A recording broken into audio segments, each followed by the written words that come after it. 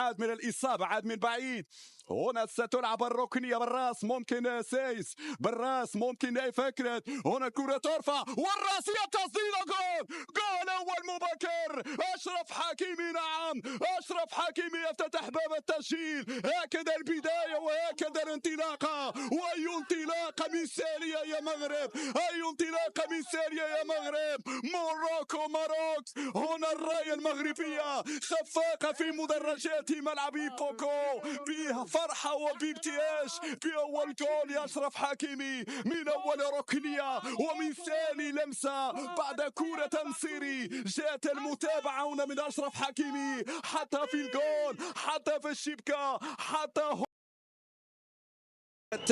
بيكات يلعب لمبيمبا. مبيمبا يراوغ، مبيمبا يتقدم، يتجاوز اللاعب بلال الخنوس. الكرة خطيرة، الكرة صعبة على مرمى ياسين، العرضية وهدف التعادل.